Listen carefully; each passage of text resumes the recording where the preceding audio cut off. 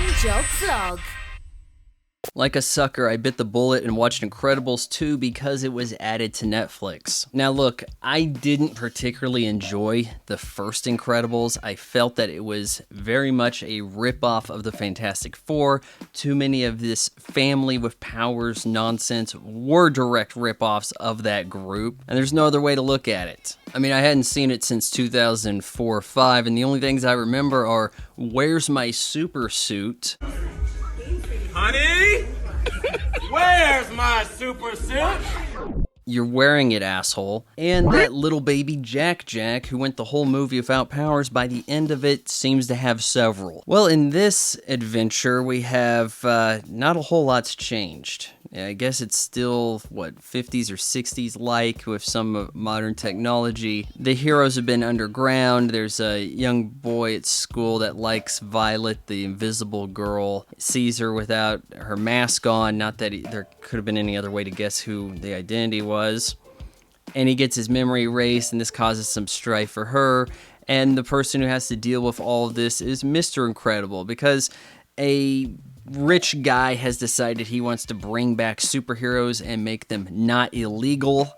And so he decides to spin the PR to work in their favor, and he wants to start with Elastigirl, the mom of the Incredible family. She makes for good optics, and so everything's going to be focused around her. And when I heard about this, I thought, here is a feminist agenda movie I don't want to see. Thankfully, I can tell you that it largely didn't turn out like that. It seemed like everybody had something to do, of help, and that it wasn't just some one-woman crusade. Captain Marvel. Mr. Incredible, Craig T. Nelson, is on Mr. Mom duty, running errands, trying to do math for the quick son, babysitting, only to discover that the baby now has powers, something that we all knew about 14 years ago, and therefore shouldn't be made a major plot point in the movie that goes on for way too long. I mean, hell, this could have been cut down 20 minutes easily. The action is fun and the effects look nice. Some of the best CGI water effects I've seen, whether it's liquid or frozen. I suppose I won't give away the spoilers, but the villain isn't exactly what I expected, at least not in full force. I was expecting something a little different,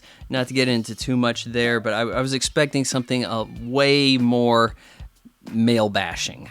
In fact, what I was expecting them to pull probably would have been so evil that only I could have thought of it. Okay, I'll go ahead and tell you. Spoilers. I thought that the guy assembling the superheroes was also assembling villains for them to have something to do, and then he would ride the PR to look like the good guy. Is that a little too dark for Disney? At any rate, Incredibles 2 made a lot of money, and that I really don't see the appeal of this particular line. This is right along Cars, near the bottom of the Disney Pixar family. I give The Incredibles 2, 2.5 out of 4 stars. Like, comment, share, follow, subscribe. Vaughan Jog Vlog is made possible by your support on Patreon. Patreon.com/Vaughan Fry. Because Google.